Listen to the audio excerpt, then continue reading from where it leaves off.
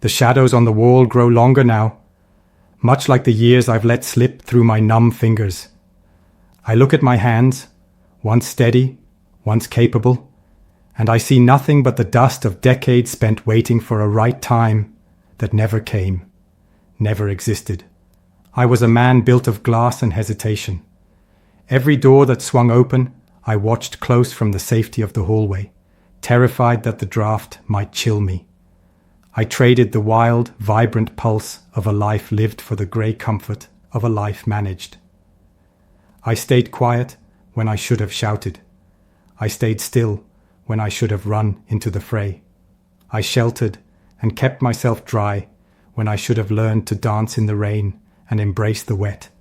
The fire is dying in the grate, and I find myself wondering if a flame that never truly roared even leaves behind enough ash to be remembered. Look at these walls. They are clean. Too clean. Not a single scratch from a life lived. Not a single stain from a celebration that got out of hand. I have spent 60 years practicing the art of not yet. I told myself I was being prudent.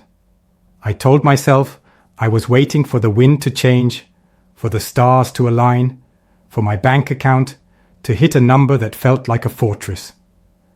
But prudence is just a polite word for a coward's cage.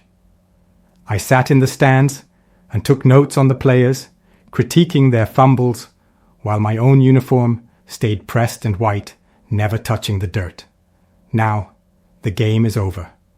The stadium is empty. And I'm left holding a pristine jersey that means absolutely nothing, because it never saw the sun. It never felt the tumble and the tussle of life. I am the architecture of hesitation. I remember the girl with the yellow scarf in '92. She looked at me like I was the only person in the world, waiting for me to say the words that were burning holes in my heart. But I was afraid of the no. I was so terrified of the potential sting of rejection that I chose the permanent ache of silence instead. I said nothing. I watched her walk away, and I stayed in that coffee shop, sipping a drink that had gone cold, convincing myself I'd made the sensible choice.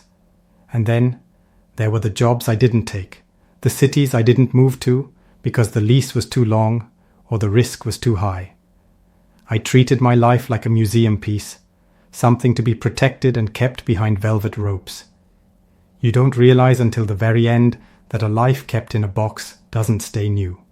It just rots in the dark. I was so worried about falling down and looking a fool or spraining an ankle that I never learned how to dance. I saved my best energy for a tomorrow that eventually stopped coming. I am haunted by the man I could have been, that vibrant, scarred, exhausted, real man who actually stood for something, who not only existed, but actually lived. I exist, but I have never lived. My life is a ledger of empty pages. It's a peculiar kind of grief, mourning the man I wanted to become, and never did. I look in the mirror and I don't see a hero or a villain. I see a shadow. I see a man who reached for the world with mittens on, too afraid of the cold to actually feel the texture of it. I had time. That's the cruelest part. I had thousands upon thousands of mornings where the air was crisp and the possibilities were wide, and I spent them worrying about the weather. I spent them checking the locks on the doors. I spent them being careful. I used to think that the worst thing in life was to fail. I was wrong. The worst thing is to realize that you never even tried enough to fail. Failure has a story. Failure has a heartbeat. But this silence is deafening. It's a vacuum. I have no stories to tell my nephews, no wisdom gained from the trenches, because I never left the base camp. The clock on the mantle isn't ticking, it's counting down. Every strike of the pendulum is a door slamming shut in a hallway I never walked down. I am a library of unread books. I am a map of a country I never visited. And here I sit, in a perfectly preserved room, with a heart that is heavy with the weight of nothing at all. If I could reach back through the fog and grab that younger version of myself, that boy who was so worried about looking foolish or losing his way, I would shake him until his teeth rattled. If I could meet my younger self 40 years ago in my early 20s, I would say, "Boy, you must not waste time." I would say, "Do things now, do them now, because time will not wait. There's never tomorrow. Today is all you have.